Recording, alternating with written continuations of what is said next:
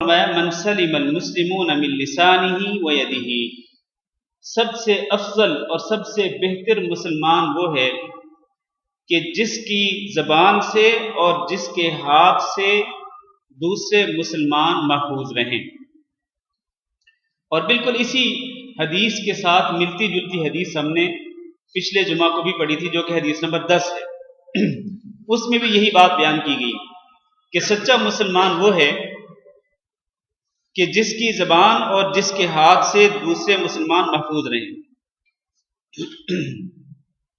یعنی نہ تو وہ اپنی زبان سے کسی کو تکلیف پہنچائے، اپنی زبان سے وہ گالی گلوچ نہ کرے، اپنی زبان سے وہ غیبت نہ کرے، اپنی زبان سے وہ چغل خوری نہ کرے، اور اپنی زبان سے کسی بھی طرح کسی کے دل کو ٹھیس نہ پہنچائے۔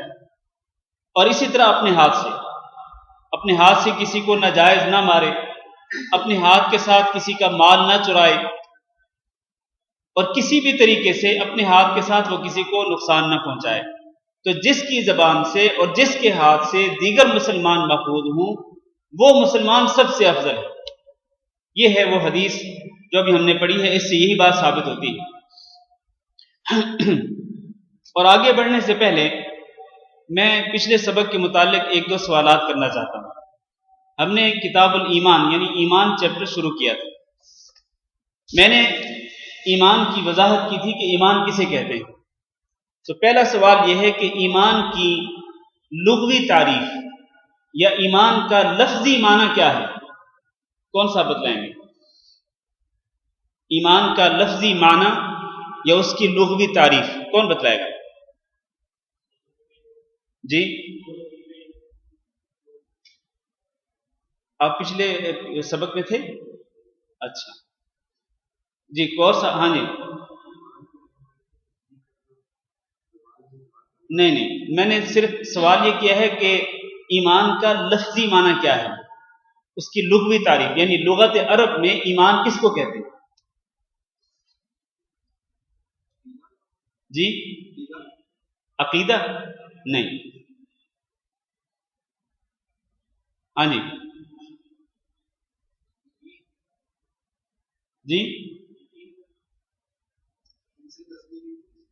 تصدیق کرنا۔ لفظ ایمان جو ہے اس کا لفظی معنی ہے تصدیق کرنا۔ اور میں نے پچھلے جمعہ کو اس کی ایک دلیل دی تھی قرآن مجید کی ایک آیت سے۔ حضرت یوسف علیہ السلام کے بھائیوں نے جب حضرت یوسف علیہ السلام کو کنویں میں گرایا تھا اور جب واپس اپنے باپ کے پاس لوٹے تھے تو انہوں نے ایک خود کھڑی ہوئی کہانی بیان کی کہ ہم کھیل رہے تھے، بھیڑیا آیا اور بھیڑیا نکل گیا اور اس نے کھا لیا ہمارے بھائی یوسف کو۔ یہ کہانی بیان کرنے کے بعد کہنے لگے وما انت بمؤمن لنا ولو كنا صادقین، اے ہمارے ابا جان آپ ہماری تصدیق کرنے والے نہیں ہیں۔ یہ مؤمن کا جو لفظ ہے اس کا معنی ہے تصدیق کرنے والے نہیں ہیں، اگرچہ ہم سچ بول رہے ہیں۔ یہ یوسف علیہ السلام نے کہا تھا۔ تو گویا کہ لفظ ایمان کا لغت عرب میں، عربی زبان میں لفظی معنی تصدیق کرنا۔ اب آئیے اس کی جو شرعی تعریف ہے، شریعت کی اصطلاح میں ایمان کس کو کہتے ہیں؟ ہاں جی آپ بتا رہے تھے، 3 چیزوں کا نام ہے: دل سے تصدیق کرنا، زبان سے اقرار کرنا، اور اپنے اعضاء کے ساتھ کیا کرنا؟ عمل کرنا، اپنے جسمانی اعضاء کے ساتھ عمل کرنا۔ ایمان ان 3 چیزوں کا نام ہے۔ دل سے تصدیق کرنا، کس بات کی تصدیق کرنا؟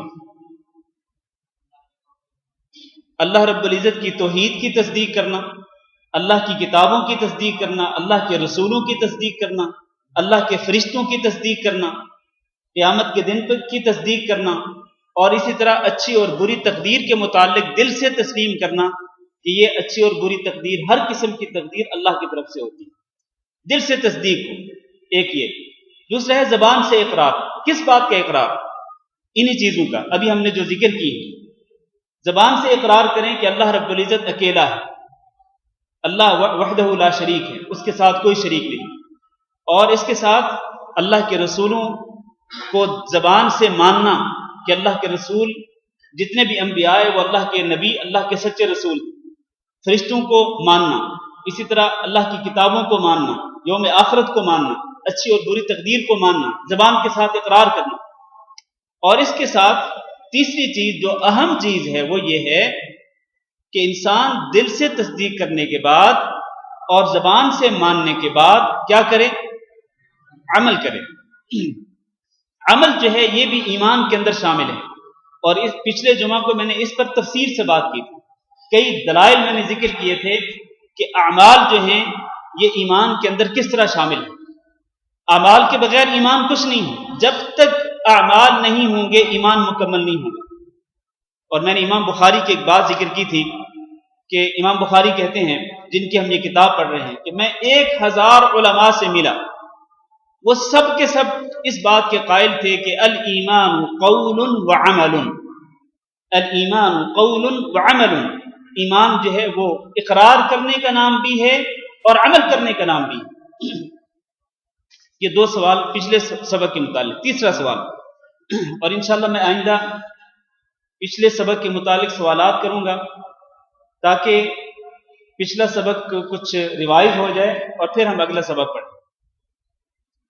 اور مجھے یقین مانے افسوس بھی ہو رہا ہے کہ ہم سبق پڑھائیں، محنت بھی کریں، وقت بھی لگائیں، اور اگلا سبق آنے تک آپ کو پچھلا سبق بھول چکا ہوں، تو یہ تو اچھی بات نہیں ہے۔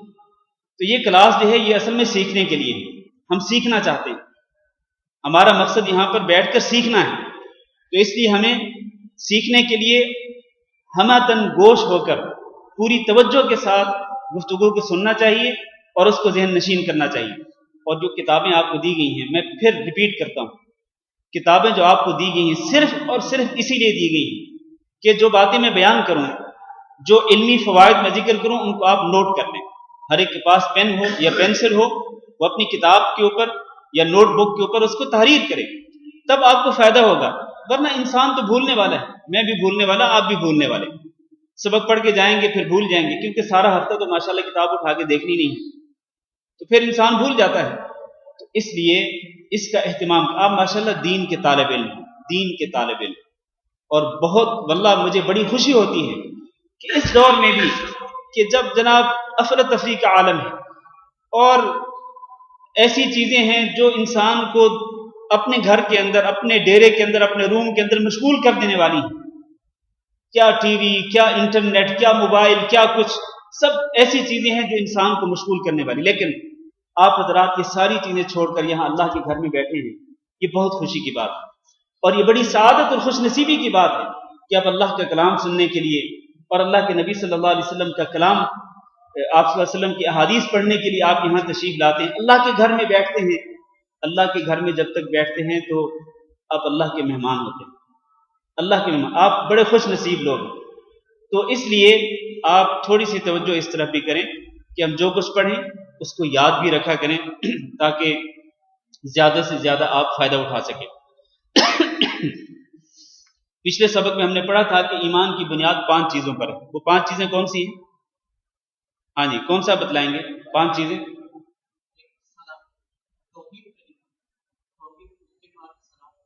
توحید کے ساتھ ایک اور چیز بھی ہے، اللہ کی توحید کے ساتھ ایک اور چیز بھی ہے، جی وہ کیا ہے؟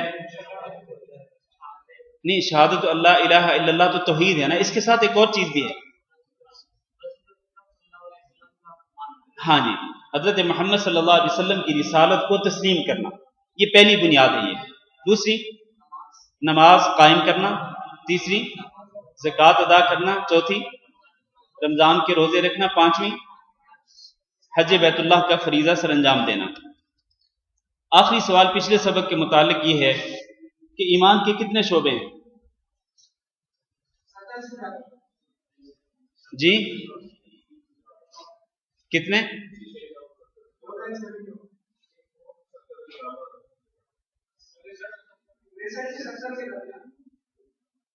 یا 63 سے 70 کے درمیان، یا پھر 73 سے 73 سے 80 کے درمیان. ہاں جی، کیونکہ دو قسم کی روایات ہیں. ایک روایت جو یہاں پر موجود ہے اس میں ہے الایمان بضع و 60 شعبہ، کہ ایمان کی 70 سے زیادہ شاخیں ہیں.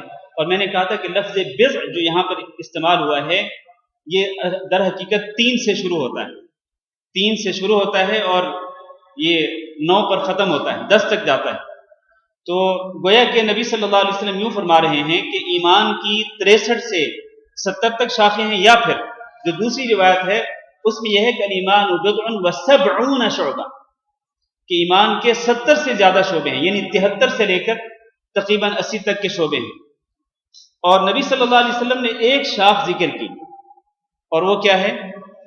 الحیاء شعبۃ من الایمان. کیوں؟ اس کی وجہ کیا ہے؟ اس کی وجہ میں نے ذکر کی تھی. ایمان کی شاخوں میں سے صرف حیا ہی کو کیوں ذکر کیا نبی صلی اللہ علیہ وسلم نے؟ آپ صلی اللہ علیہ وسلم کی اور ایمان کی شاخ بھی ذکر کر سکتے تھے. ہاں جی،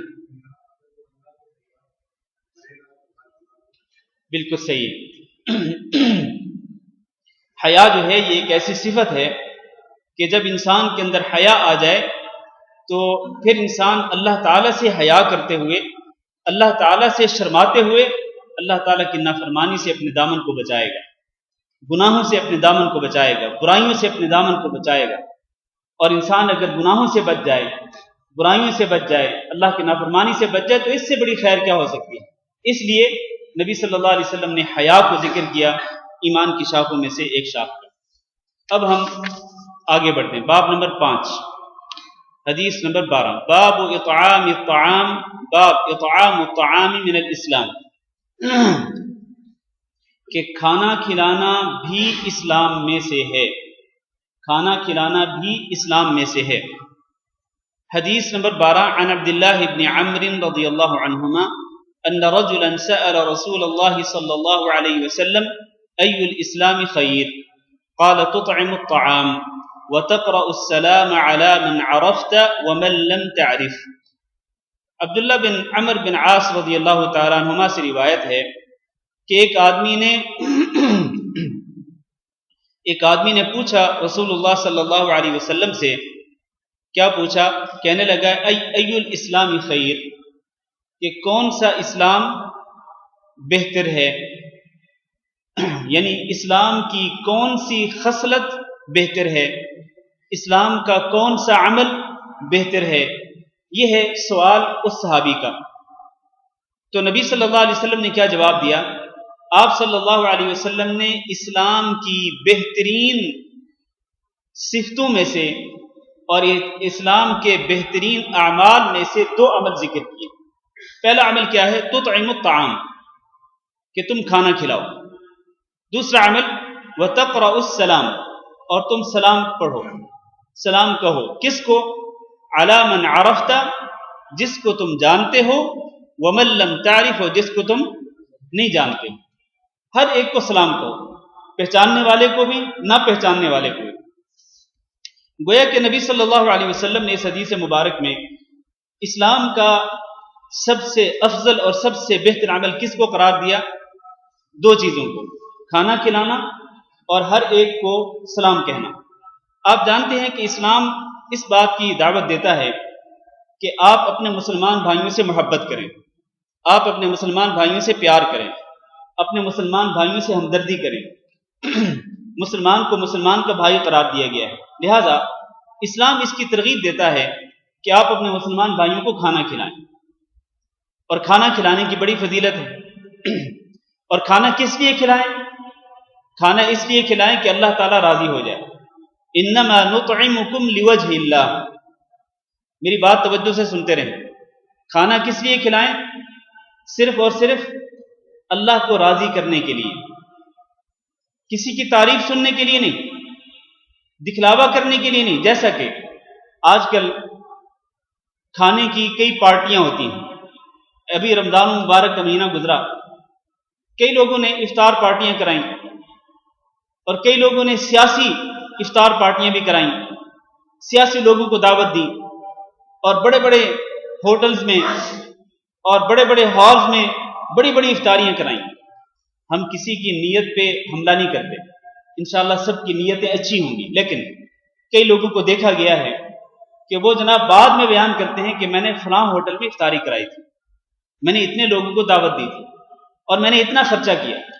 یہ جو بات ہے نا لوگوں کے سامنے بیان کرنا کہ میں نے فلاں ہوٹل میں اتنا خرچہ کر کے اتنے لوگوں کو افطاری کرائی، اس سے بو آتی ہے اس بات کی کہ شاید اس کے دل میں اخلاص نہیں تھا، ورنہ اگر اس کے دل میں اخلاص ہوتا تو یہ فخر و غرور کے ساتھ، فخر کے ساتھ لوگوں کو بیان نہ کرتا۔ یہ تو ایسا عمل ہے کہ جو اس کے اور اللہ کے درمیان ہے۔ تو کئی لوگ جو ہیں وہ سیاسی افطار پارٹیاں کراتے ہیں، تو ایسی جو افطار پارٹیاں ہوتی ہیں جن میں اخلاص نہیں ہوتا ان کا کوئی اجر و ثواب نہیں ہوتا۔ انما نطعمکم لوجہ اللہ، ہم آپ کو کھانا کھلاتے ہیں کس لیے؟ لوجہ اللہ، صرف اور صرف اللہ کی رضا کے لیے۔ تو کھانا کھلائیں اور یہ اسلام کا بہترین عمل ہے، لیکن کس لیے کھلائیں؟ صرف اللہ رب العزت کو راضی کرنے کے لیے۔ دوسرا عمل سلام کہنا، اور آپ جانتے ہیں کہ یہ جو سلام ہے مسلمان کا مسلمان سے ملاقات کے وقت السلام علیکم کہنا اور اس کے جواب میں وعلیکم السلام کہنا، یہ جو ہے یہ ایک مسلمان کا دوسرے مسلمان کے لیے تحفہ ہے، ایک قسم کا گفٹ ہے کہ آپ سلامتی کی دعا دے رہے ہیں، ایک دوسرے کو سلامتی کی دعا آپ دعا دے رہے ہیں آپ پر سلامتی ہو، اور وہ کہتے ہیں آپ پر بھی سلامتی ہو۔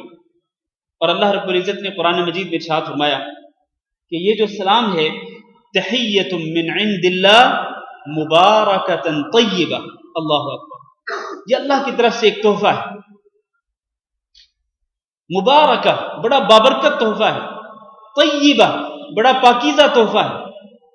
یہ کون سا تحفہ؟ یہ سلام کہنے کا تحفہ، لیکن بڑے دکھ اور افسوس سے کہنا پڑتا ہے کہ جس تحفے کو اللہ تعالیٰ نے بابرکت اور بہت ہی پاکیزہ قرار دیا، بہت اچھا تحفہ قرار دیا، آج ہم نے وہ تحفہ ایک دوسرے کو دینا بند کر دیا ہے۔ ہم ہیلو ہائی تو کرتے ہیں، کسی کے ساتھ چیٹنگ شروع کرنی ہو ہیلو ہائی سے شروع کرتے ہیں، تو یہ ہیلو ہائی کیا ہے؟ یہ غیر مسلموں کا طریقہ ہے، یہ یہود و نصارہ کا طریقہ ہے، یہ مسلمانوں کا طریقہ نہیں ہے۔ مسلمان جب کسی مسلمان سے مخاطب ہوتا ہے تو السلام علیکم کہہ کر مخاطب ہوتا ہے، مسلمان مسلمان سے ملتا ہے تو السلام علیکم کہہ کر اس سے ملتا ہے، اور وہ باقاعدہ مصافحہ کرتا ہے۔ نبی کریم صلی اللہ علیہ وسلم کی ارشاد گرامی ہے کہ جب دو مسلمان ملتے ہیں ایک دوسرے کو سلام کہتے ہیں، مصافحہ کرتے ہیں، اور ایک دوسرے کا حال احوال پوچھ کر الحمدللہ کہتے ہیں، اللہ کا شکر ادا کرتے ہیں، تو ابھی ان دونوں کے ہاتھ ایک دوسرے سے جدا نہیں ہوئے ہوتے کہ اس سے پہلے ہی اللہ رب العزت ان دونوں کی مغفرت کر دیتا ہے۔ اب اس سے بڑی فضیلت کیا چاہیے کہ سلام اور مصافحہ جو اسلامی طریقہ ہے اس کے ساتھ اللہ رب العزت آپ کے گناہوں کو معاف کر دے، اس سے بڑا فائدہ کیا ہونا چاہیے؟ تو اس لیے نبی صلی اللہ علیہ وسلم نے اس حدیث مبارک میں اسلام کا سب سے افضل عمل کس کو قرار دیا؟ کھانا کھلانا، اور دوسرا سلام کہنا، ہر شخص کو، جس کو جانتے ہوں اس کو بھی، جس کو نہ جانتے اس کو بھی۔ آج کے لیے بھی ایک المیہ ہے کہ جس کو جانتے ہوں گے اس کو سلام کہیں گے، جس کو نہیں جانتے اس کی کوئی پرواہ نہیں، اس کو سلام نہیں کہیں گے۔ بلکہ حالات اس حد تک پہنچ چکے ہیں کہ آج کل اگر کوئی شخص کسی نہ جاننے والے شخص کو سلام کہے تو وہ شخص دل میں سوچتا ہے کہ یار اس نے مجھے سلام کیوں کیا ہے، اس کی کوئی وجہ ہوگی، کیوں اس نے مجھے سلام کیا، میری اس سے کوئی جان پہچان تو نہیں، یعنی وجہ ڈھونڈنے کی کوشش کرتے ہیں، حالانکہ وجہ صرف اور صرف یہ ہے کہ وہ آپ کا مسلمان بھائی ہے، اس نے آپ کو سلام کہا ہے صرف آپ کو مسلمان سمجھ کر، ورنہ اصل میں ہماری جو خود غرضی ہے، ہماری خود غرضی اور ہماری طمع اور لالچ نے ہمیں یہاں تک پہنچا دیا ہے کہ ہم سلام کہنے والے کے بارے میں سوچتے ہیں کہ یہ مجھے سلام کیوں کر رہا ہے، پتہ نہیں اس کو مجھ سے کوئی کام ہے، شاید اس کو مجھ سے کوئی مطلب لینا ہے۔ تو ایسا نہیں سوچنا چاہیے میرے بھائیوں۔ سلام جو ہے، جس طرح میں نے کہا، یہ اسلام کے شعائر میں سے ایک شعیرہ ہے، یعنی مسلمان کی پہچان ہوتی ہے کہ یہ شخص السلام علیکم کہہ رہا ہے، یہ مسلمان ہے۔ اسلام کی نشانیوں میں سے، شعائر میں سے ایک شعیرہ ہے اور ایک علامت ہے، ایک نشانی ہے، تو ہمیں اس کو ترک نہیں کرنا چاہیے اور اس کو ترک کر کے وہ ناجائز طریقے نہیں اختیار کرنے چاہیے جو کہ یہود و نصارہ سے ہمارے پاس آئے۔ اگلا باب، باب من الایمان ان یحب لاخیہ ما یحب لنفسہ۔ ایمان سے یہ بھی ہے کہ ایک انسان محبت کرے، ایک انسان پسند کرے اپنے بھائی کے لیے ما یحب لنفسہ، اس چیز کو جو اپنے لیے پسند کرتا ہے۔ عن انس رضی اللہ عنہ عن النبی صلی اللہ علیہ وسلم قال لا يؤمن احدكم حتى يحب لاخيه ما يحب لنفسه۔ جناب انس رضی اللہ تعالیٰ عنہ سے روایت ہے، اور آپ جانتے ہیں کہ یہ انس رضی اللہ تعالیٰ عنہ نبی صلی اللہ علیہ وسلم کے خادم تھے۔ نبی صلی اللہ علیہ وسلم کی 10 سال خدمت کرتے رہے مدینہ منورہ میں، اور ان کی والدہ کا نام کیا تھا؟ حضرت انس رضی اللہ تعالیٰ عنہ جو ہیں، ان کی والدہ بڑی مشہور صحابیہ تھی جن کے ساتھ نبی صلی اللہ علیہ وسلم کو بڑی محبت تھی۔ حضرت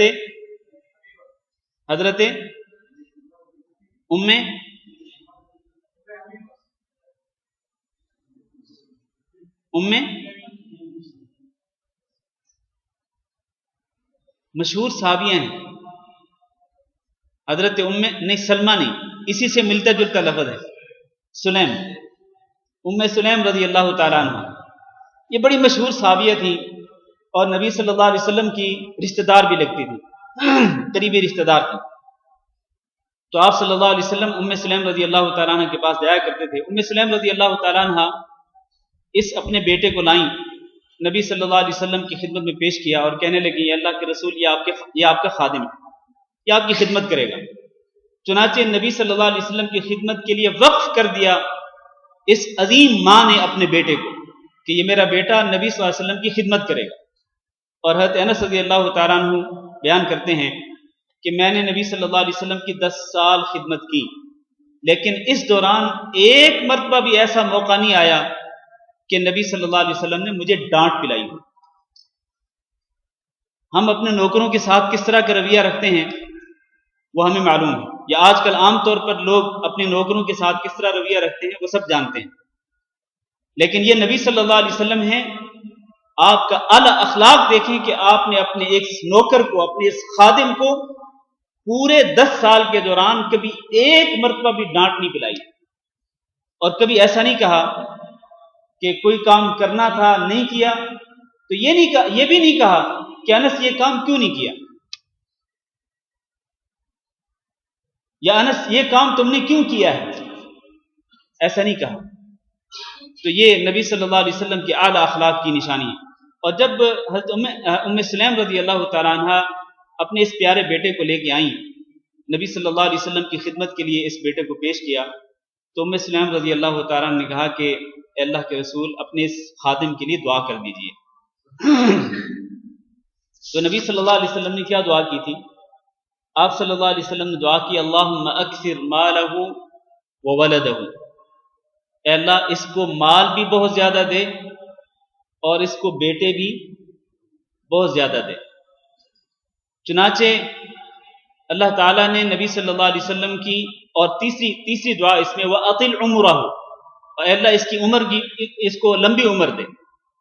چنانچہ یہ تینوں دعائیں نبی صلی اللہ علیہ وسلم کی اللہ تعالیٰ نے قبول فرمائیں۔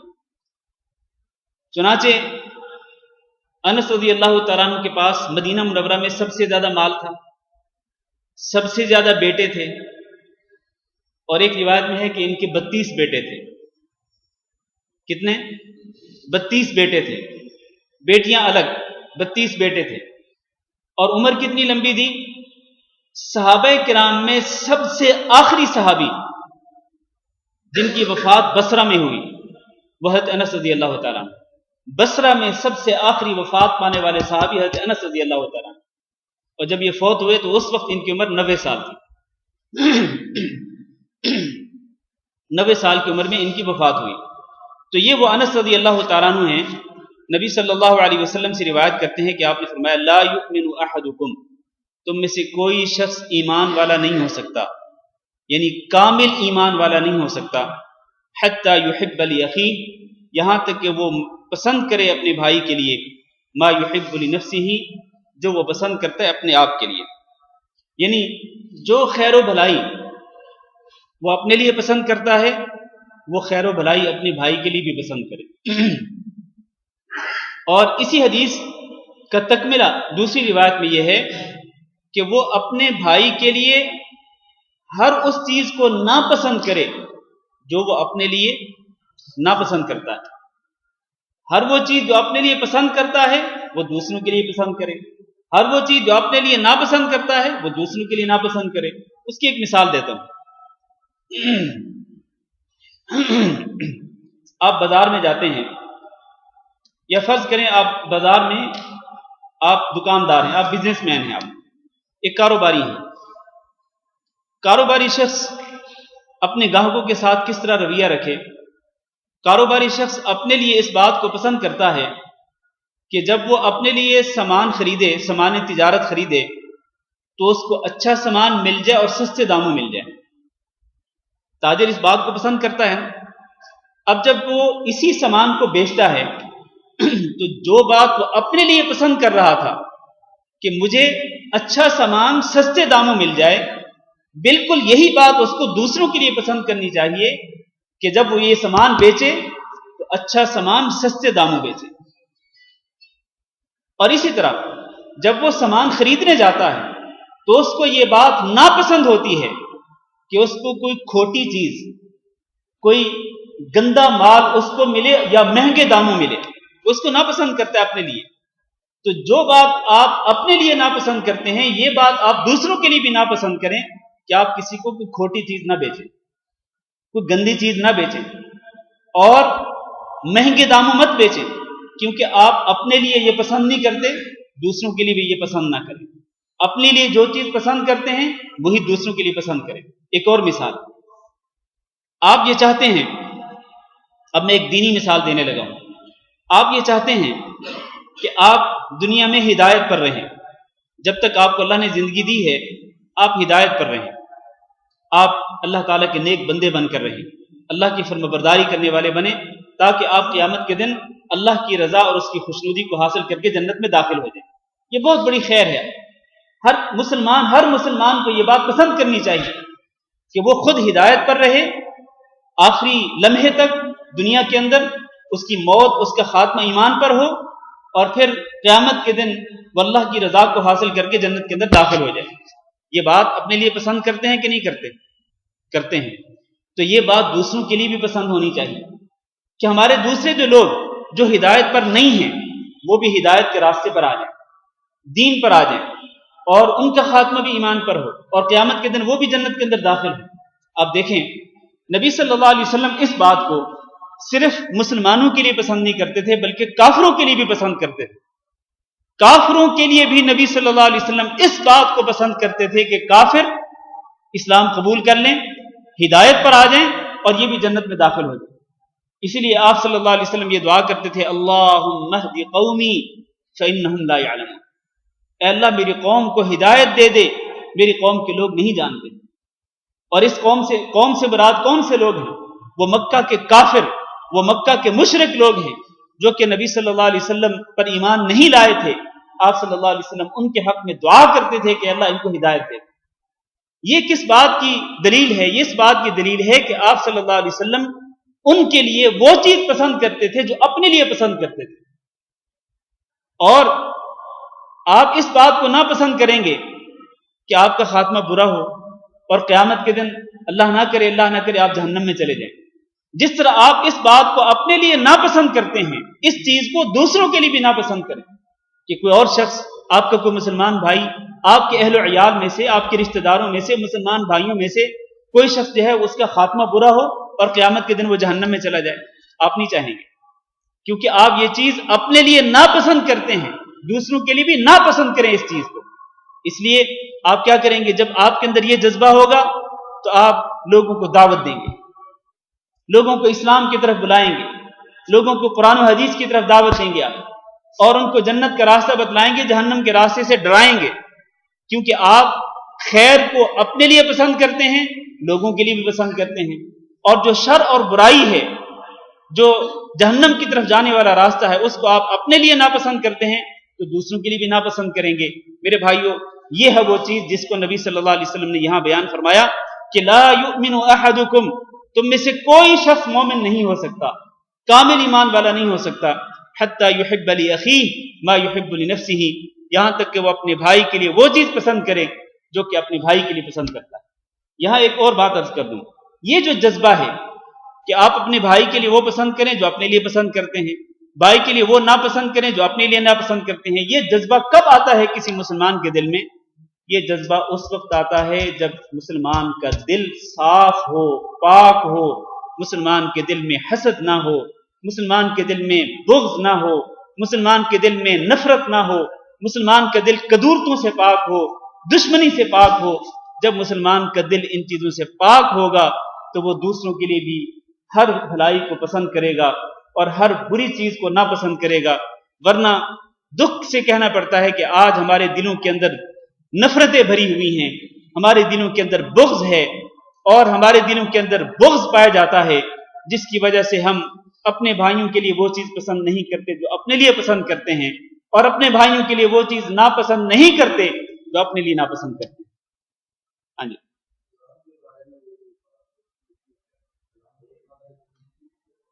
ہاں جی، اسلام جو ہے، جو پچھلی حدیث کے متعلق سوال کیا بھائی صاحب نے کہ سلام جو ہے، جب آپ السلام علیکم کہتے ہیں اور جس کو کہتے ہیں وہ وعلیکم السلام کہتا ہے، تو اس کے ساتھ مصافحہ کس طرح ہونا چاہیے؟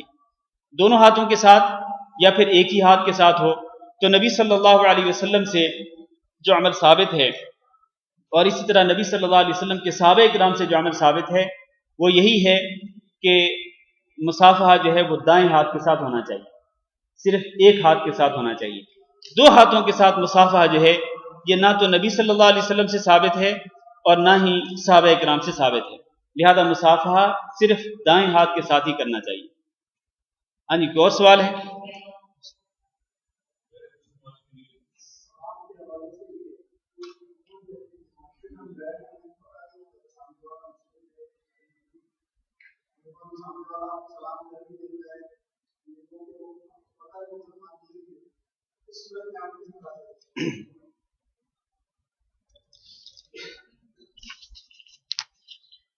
جب آپ کسی ایسے معاشرے میں رہتے ہوں جہاں پر مسلمان زیادہ ہوں اور کافر کم ہوں، مسلمانوں کی تعداد زیادہ ہو، کافروں کی تعداد کم ہو، تو وہاں پر آپ کو حسن ظن رکھنا چاہیے، حسن ظن، اچھا گمان رکھنا چاہیے کہ آپ کے سامنے جو شخص ہے یہ مسلمان ہوگا، لہذا آپ اس کو مسلمان تصور کرتے ہوئے آپ اس کو السلام علیکم کہنے میں پہل کریں، ٹھیک ہے؟ اور اگر وہ آپ کو السلام علیکم کہتے تو آپ اس کا جواب بھی دیں، تا وقت ہے کہ جب تک کنفرم نہ ہو کہ یہ شخص کافر ہے تو آپ اس کو سلام کہنے میں پہل نہیں کر سکتے، وہ چاہے ہندو ہو، یہودی ہو، نصرانی ہو، جو بھی ہے، کافر ہے، آپ کو اگر کنفرم ہے، یقینی بات ہے کہ یہ کافر ہے، مسلمان نہیں، تو پھر آپ اس کو سلام کہنے میں پہل نہ کریں، اور اگر وہ آپ کو سلام کہنے میں پہل کرتا ہے تو آپ اس کے سلام کے جواب میں کیا کہیں گے؟ صرف وعلیکم، وعلیکم السلام نہیں کہہ سکتے ہیں، کیونکہ سلامتی کی دعا جو ہے یہ صرف مسلمانوں کو دی جا سکتی ہے، کافروں کو نہیں دی جا سکتی۔ ہاں جی، کوئی اور سوال؟ کوئی سوال ادھر سے تھا؟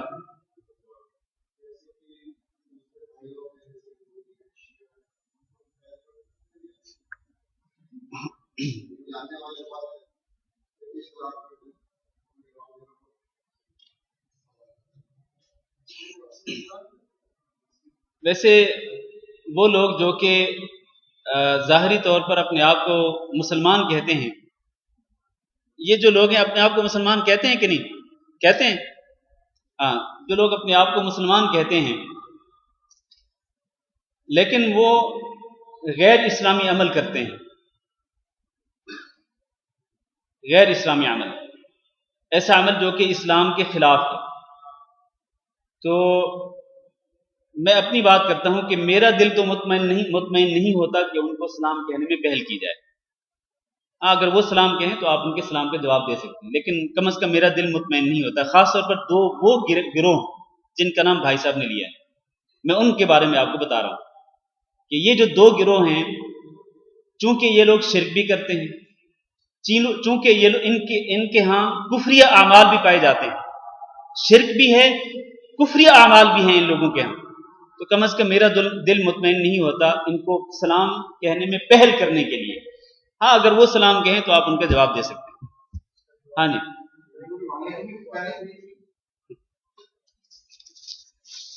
میرا تو یہی خیال ہے، واللہ اعلم۔ اصل میں دیکھیں یہ جو لوگ ہیں نا،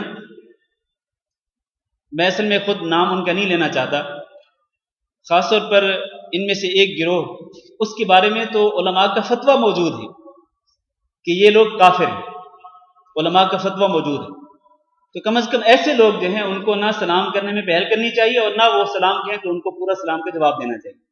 وعلیکم السلام، صرف وعلیکم کہہ سکتے ہیں۔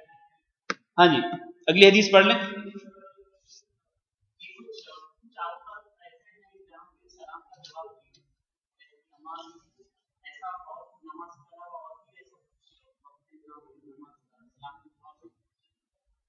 دیکھیں اگر آپ نماز پڑھ رہے ہیں اور آپ کو کوئی شخص سلام کہتا ہے تو آپ زبان سے تو اس کا جواب نہیں دے سکتے ہیں، لیکن آپ ہاتھ کے اشارے کے ساتھ اس کے سلام کا جواب دے سکتے ہیں، ہاتھ کے اشارے کے ساتھ سلام کا جواب دے سکتے ہیں، اس میں کوئی حرج نہیں، زبان سے نہیں۔ اسی طرح اگر آپ فرض کریں باتھ روم میں ہیں، اپنی حاجت پوری کر رہے ہیں، آپ کو کوئی شخص سلام کہتا ہے، آپ باتھ روم کے اندر اس کے سلام کا جواب نہ دیں، باہر آ کر اس کے سلام کا جواب دے دیں۔ جیسا کہ نبی صلی اللہ علیہ وسلم سے ثابت ہے کہ آپ صلی اللہ علیہ وسلم ایک مرتبہ قضائے حاجت کر رہے تھے، کسی نے آپ صلی اللہ علیہ وسلم کو سلام کہا، کسی صحابی نے، تو نبی صلی اللہ علیہ وسلم نے اس کے سلام کا جواب نہیں دیا جب تک کہ آپ صلی اللہ علیہ وسلم نے اپنی حاجت پوری نہیں کر لی، جب تک آپ استنجا سے فارغ نہیں ہوئے اس وقت تک آپ نے اس کے سلام کا جواب نہیں دیا۔ تو اس لیے قضائے حاجت کے دوران بھی سلام کا جواب نہیں دے سکتے اور نہ کسی کو سلام کر سکتے ہیں۔ بس یہی دو چیزیں ہیں میرے خیال ہے، باقی تو عام حالات کے اندر تو سلام کرنا بھی چاہیے اور سلام کا جواب دینا بھی چاہیے۔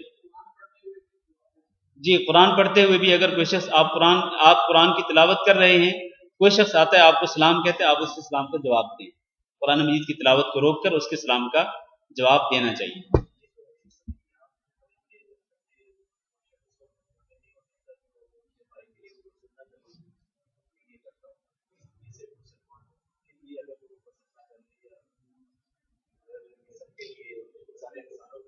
نہیں، یہ سارے لوگوں کے لیے نہیں ہیں، بلکہ حدیث کے الفاظ ہیں حتی یحب لاخیہ، اپنے بھائی کے لیے، اور ظاہر ہے بھائی کون ہوگا؟ مسلمان ہوگا، بھائی تو مسلمان کو ہی کہہ سکتے ہیں، تو مسلمانوں کے لیے کم از کم اس کے دل میں یہ جذبہ ہو کہ مسلمانوں کے لیے وہ چیز پسند کرے جو اپنے لیے پسند کرتا ہے۔ ہاں جی، اور یہ جب تک یہ جذبہ نہیں ہوگا اس وقت تک انسان کامل ایمان والا، سچے ایمان والا نہیں ہو سکتا۔ اگلی حدیث پڑھ لیں۔ باب حب الرسول صلی اللہ علیہ وسلم من الایمان، رسول اللہ صلی اللہ علیہ وسلم سے محبت کرنا بھی ایمان سے ہے۔ یہاں میں یہ عرض کر دوں کہ یہ جو مختلف باب ہم پڑھ رہے ہیں، ان بابوں میں اور ان احادیث میں ایمان کی مختلف شاخیں بیان کی جا رہی ہیں، چونکہ ہم پہلے ایک حدیث پڑھ چکے ہیں کہ ایمان کی 73 سے زیادہ شاخیں ہیں، 73 سے زیادہ شاخیں ہیں، 73 یا 73 سے زیادہ شاخیں، تو ان شاخوں میں سے کچھ شاخوں کا تذکرہ ہو رہا ہے۔ اب مثلا پچھلی حدیث میں ابھی جو ہم نے پڑھی ہے، یہ ایمان کی شاخوں میں سے ایک شاخ ہے کہ آپ کے دل میں مسلمان بھائیوں کے لیے محبت ہو، اور آپ یہ پسند کریں، اپنے بھائی کے لیے وہ چیز پسند کریں جو آپ دوسروں کے لیے پسند کرتے ہیں، تو یہ ایمان کی شاخ ہے، ایمان کی شاخوں میں سے ایک شاخ ہے۔ اب جو ہم حدیث پڑھنے والے ہیں، اس میں یہ بیان کیا گیا کہ نبی صلی اللہ علیہ وسلم سے محبت کرنا یہ بھی ایمان کی شاخوں میں سے ایک شاخ ہے، یعنی جب تک آپ صلی اللہ علیہ وسلم سے آپ محبت نہیں کریں گے اس وقت تک آپ کا ایمان سچا نہیں ہوگا۔ عن ابی ہریرہ رضی اللہ عنہ ان رسول اللہ صلی اللہ علیہ وسلم قال فوالذی نفسی بیدہ لا یؤمن احدکم حتی اکون احب الیہ من والدہ وولدہ۔ ابو ہریرہ رضی اللہ تعالیٰ عنہ سے روایت ہے کہ رسول اللہ صلی اللہ علیہ وسلم نے فرمایا، قسم ہے اس ذات کی جس کے ہاتھ میں میری جان ہے، فوالذی نفسی بیدہ، قسم ہے اس ذات کی جس کے ہاتھ میں میری جان ہے، لا یؤمن احدکم، تم میں سے کوئی شخص کامل ایمان والا نہیں ہو سکتا، حتی اکون احب الیہ، یہاں تک کہ میں اس کو محبوب ہوں، من والدہ اس کے والد سے زیادہ، وولدہ اور اس کے اولاد سے زیادہ، یعنی جب تک میں کسی شخص کو اس کے والد اور اس کی اولاد سے زیادہ محبوب نہیں ہوں گا، جب تک اس کو اپنے والد اور اپنی اولاد کی نسبت مجھ سے زیادہ محبت نہیں ہوگی، اس وقت تک وہ شخص کامل ایمان والا نہیں ہو سکتا ہے۔ یہ حدیث اس بات کی دلیل ہے کہ کامل ایمان کے لیے، ایمان کو مکمل کرنے کے لیے شرط ہے اور یہ چیز ضروری ہے کہ آپ کو حضرت محمد صلی اللہ علیہ وسلم کے ساتھ کتنی محبت ہو، عام محبت نہیں بلکہ اتنی محبت ہو جو والد سے بھی زیادہ ہو اور اولاد سے بھی زیادہ ہو۔ نبی صلی اللہ علیہ وسلم نے یہاں پر والد کو پہلے ذکر کیا اور اولاد کو بعد میں ذکر کیا۔ اس کی وجہ کیا ہے؟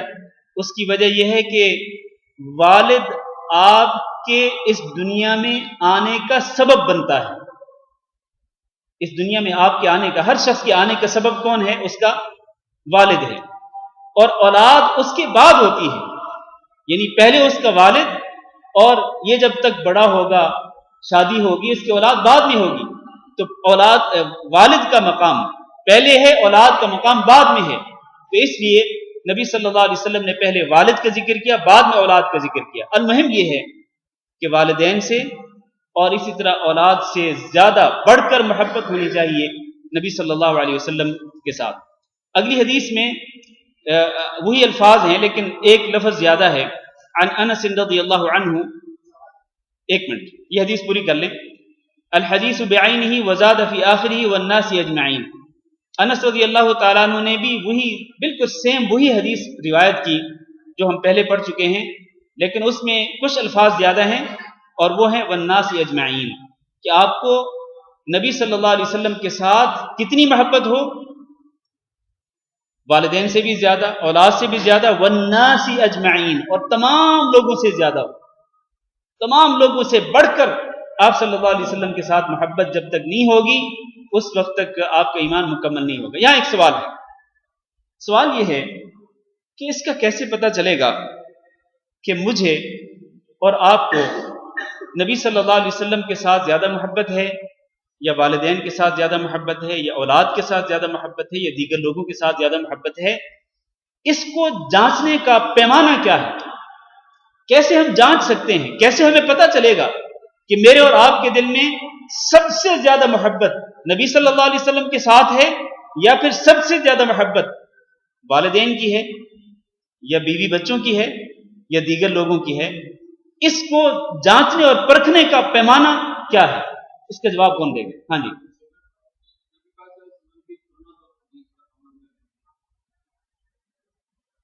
جی آپ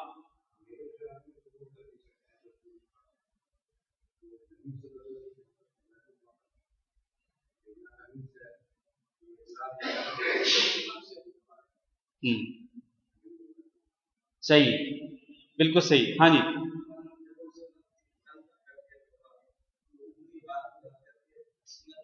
ہاں جی بالکل صحیح کہا آپ نے۔ آپ سب نے تقریباً ایک دوسرے سے ملتا جلتا قریب قریب جواب دیا ہے۔ خلاصہ یہ ہے کہ اس کو جانچنے کا پیمانہ یہ ہے کہ جب اس طرح ہو کہ ایک طرف نبی صلی اللہ علیہ وسلم کی محبت ہو اور آپ صلی اللہ علیہ وسلم کا کوئی فرمان ہو، آپ صلی اللہ علیہ وسلم کی کوئی سنت مبارکہ ہو، آپ صلی اللہ علیہ وسلم کا کوئی ارشاد گرامی ہو، اب دوسری طرف اس ارشاد گرامی پر نبی صلی اللہ علیہ وسلم کے اس فرمان پر عمل کرنے میں ادھر رکاوٹ بن رہی ہے والدین کی محبت یا اولاد کی محبت یا بیوی کی محبت یا کسی آدمی کی محبت رکاوٹ بن رہی ہے، آڑے آ رہی ہے۔ اب یہاں میرا اور آپ کا امتحان ہو رہا ہے کہ ہم کیا کرتے ہیں؟ ہم ترجیح نبی صلی اللہ علیہ وسلم کی حدیث کو دیتے ہیں، آپ صلی اللہ علیہ وسلم کے فرمان کو دیتے ہیں، یا اس کی محبت کو دیتے ہیں جو ہمارے سامنے رکاوٹ بن رہا ہے، چاہے وہ اولاد ہو، والدین ہو، بیوی ہو، کوئی اور شخص ہو۔ یہاں اس موقع پر پتہ چلے گا، اگر تو ہم نبی صلی اللہ علیہ وسلم کی حدیث کو، آپ کے فرمان کو، ارشاد گرامی کو ترجیح دیتے ہوئے اس پر عمل کریں اور اس کے لیے والدین کی محبت کو قربان کر دیں، اولاد کی محبت کو قربان کر دیں، بیوی کی محبت کو قربان کر دیں، تمام لوگوں کی محبت کو قربان کر دیں، تو یہ اس بات کی نشانی ہوگی کہ میرے دل کے اندر سب سے زیادہ محبت کس کی ہے، اور آپ کے دل میں سب سے زیادہ محبت نبی صلی اللہ علیہ وسلم کی ہے۔ لیکن اگر اس کے برعکس ہوتا ہے کہ ہم کہتے ہیں نہیں کوئی بات نہیں، اس کو رہنے دیں، ابھی حدیث کو چھوڑ دیں، سنت کو چھوڑ دیں، آپ صلی اللہ علیہ وسلم کے فرمان کو ایک طرف رکھ دیں، ابھی فی الحال بیوی کی محبت کو پورا کریں اور اپنے والدین کی محبت کے تقاضوں کو پورا کریں، اولاد کے جو مطالبے ہیں ان کو پورا کریں۔ اگر آپ ان کے مطالبوں کو پورا کریں گے، ان کی محبت کے تقاضوں کو پورا کریں گے، تو پھر کیا ہوگا؟ یہ اس بات کی نشانی ہوگی کہ ہمیں ان سے زیادہ محبت ہے اور نبی صلی اللہ علیہ وسلم سے محبت کم درجے کی۔ اور جب اس طرح ہوگا تو پھر ہمارا ایمان کامل نہیں ہوگا۔ کامل ایمان اس وقت ہوگا جب ہمارے دل کے اندر اتنی محبت ہوگی جتنی محبت نہ والدین سے، نہ اولاد سے، نہ بیوی سے، نہ کسی اور سے۔ حتیٰ کہ آخری بات کر کے میں آج کا درس ختم کرتا ہوں، آخری بات کہ اپنی جان سے بھی بڑھ کر محبت کرنا ضروری ہے نبی صلی اللہ علیہ وسلم کے ساتھ، جان سے بھی بڑھ کر، یعنی اپنی جان کو بھی اگر قربان کرنا پڑے نبی صلی اللہ علیہ وسلم کی حدیث کے لیے، آپ صلی اللہ علیہ وسلم کے فرمان کے لیے، آپ کی سنت مبارکہ کے لیے، تو انسان اپنی جان کی بھی پرواہ نہ کرے۔ حضرت عمر رضی اللہ تعالیٰ عنہ کو نبی صلی اللہ علیہ وسلم نے یہی فرمایا تھا کہ جب تک تم اپنی جان سے بڑھ کر مجھ سے محبت نہیں کرو گے اس وقت تک تمہارا ایمان مکمل نہیں ہوگا۔ اور پھر عمر رضی اللہ تعالیٰ نے کہا تھا کہ اللہ کے رسول اب آپ میری جان سے بھی بڑھ کر مجھے معبود ہیں۔ تو خلاصہ یہ ہے کہ ہر چیز سے، حتیٰ کہ جان سے بھی بڑھ کر محبت کرنا ضروری ہے نبی صلی اللہ علیہ وسلم کے ساتھ، اور آپ صلی اللہ علیہ وسلم کی جو محبت ہے یہ ایمان کی علامات میں سے ایک علامت ہے۔ اللہ تعالیٰ سے دعا کرتے ہیں کہ اللہ رب العزت ہم سب کو نبی صلی اللہ علیہ وسلم کی سچی محبت نصیب فرمائے۔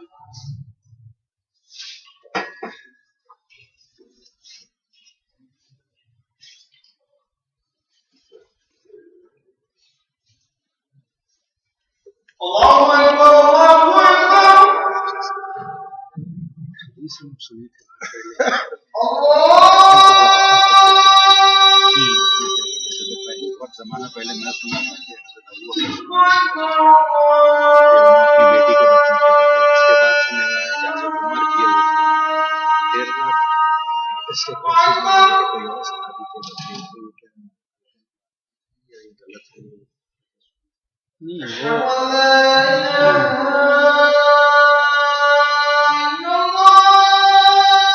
حضرت ابوبکر صدیق اور حضرت عمر رضی اللہ تعالیٰ عنہ یہ جو خاص صحابہ کرام ہیں ان کے بارے میں کسی سے یہ ثابت نہیں ہے کہ انہوں نے ایسا کیا ہو جاہلیت کے دور میں اپنی کسی بیٹی کو زندہ دفن کیا ہو۔